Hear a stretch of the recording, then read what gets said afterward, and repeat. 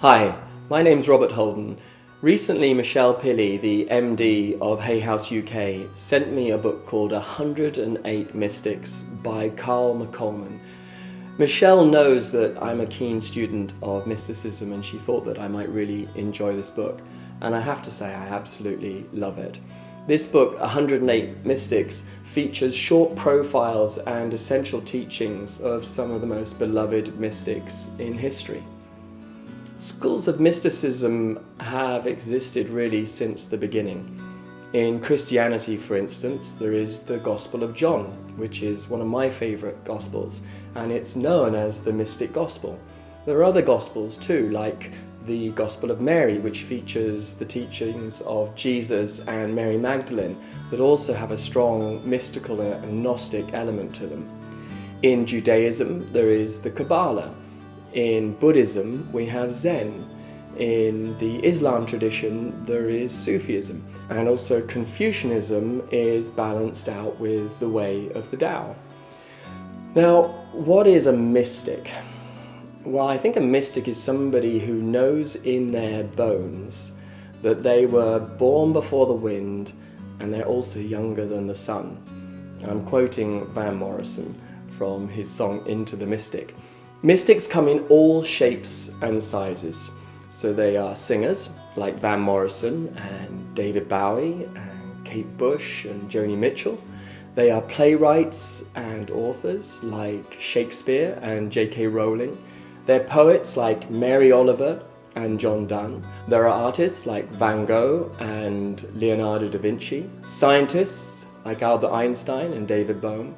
And then also teachers like Joseph Campbell, the mythologist, the author of The Hero's Journey, and also Megan Waterson, author of Reveal, a sacred manual for getting spiritually naked, one of my favourite books. In 108 Mystics, Carl McColman actually quoted the Carmelite friar William McNamara, who said, "The mystic is not a special kind of person.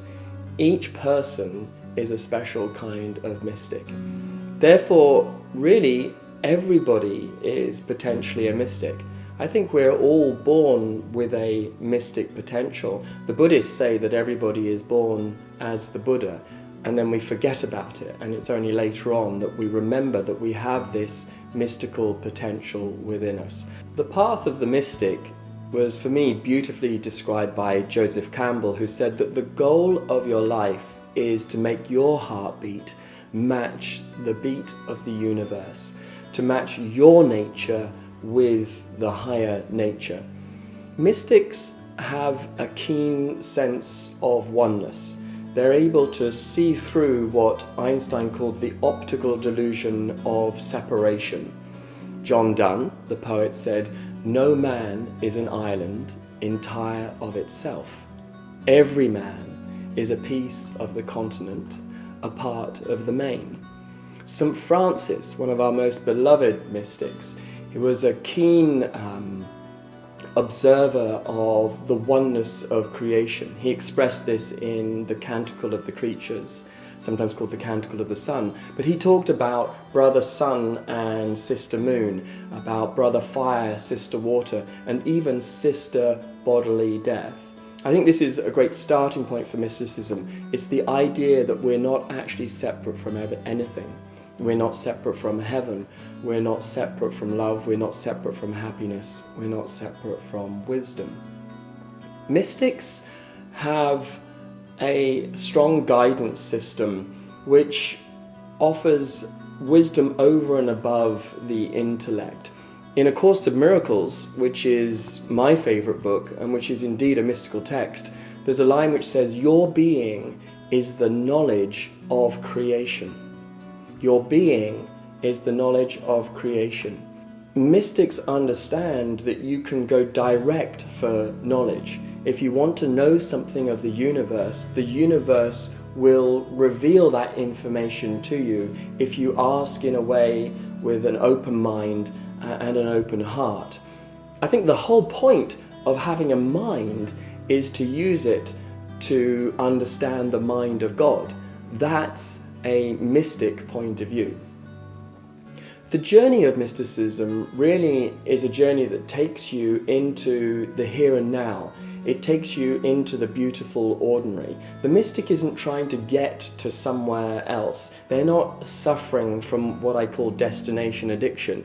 They are paying attention to here and now. They understand that in this moment right now, there are gifts, there are possibilities, and there are lessons.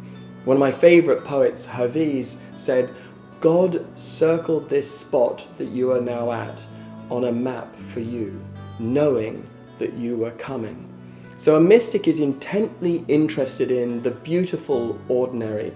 They're keen on exploring the power of presence, being as present as possible in their life. And for that reason, they're often less in a rush than the rest of us, and they're more keen to milk the sacred now. Ultimately, I think mysticism is a path of knowledge, but also a path of love. In the Gospel of John, it is stated that God is love, and mysticism is a deep, deep inquiry into love. In particular, it's looking at how life loves us, and even more than that, how we are expressions of the love of the divine. And for that reason, mysticism is an effort, if you like, a relaxed sort of effort to point our hearts towards the divine, to allow ourselves to be guided by love and the wisdom of love, and ultimately to disappear into love. Now, mysticism doesn't have to be so mysterious. I think it can be really practical. And for instance, an exercise that I use quite regularly, and an exercise that I believe is a mystical practice, would be simply to sit, be still, turn my attention perhaps to my heart, and then consider for a moment that God has dropped a love note in my heart, and that God wants me to receive a message today. Now, in this way, I'm in intimate communion with the intelligence of creation. I haven't read a book, I haven't gone to church, I'm listening to my heart, which is in many ways the receiving station for the wisdom of creation. Another very simple exercise that I often do is an exercise like this, where I'll simply tune into love and I'll ask love to show me how to see today. If I'm in a coaching session, or if I'm writing, or if I'm teaching, if I'm playing with the children, I'll just simply ask, love, show me how to see this situation right now. Show me how to see this person that I'm with. And in this way, I'm really surrendering my perception for a greater vision. And I'm seeing, hopefully through the appearance of things, to the real truth. The truth that exists behind the appearance of things. And that's what mysticism is for. Everybody can be a mystic. Some of the greatest mystics that I've ever met have never really been self-proclaimed. They don't call themselves mystics, partly because I think they understand how natural it is, really, and that everybody can be a mystic. All you have to do is trust that you travel with the intelligence of creation. So I hope that has helped to demystify mysticism for you, at least in part. Once again, I just really want to recommend this book, 108 Mystics. It's a terrific read. And if you've liked this video, then please press like and please share it with your friends, and also subscribe somewhere down there. Thank you.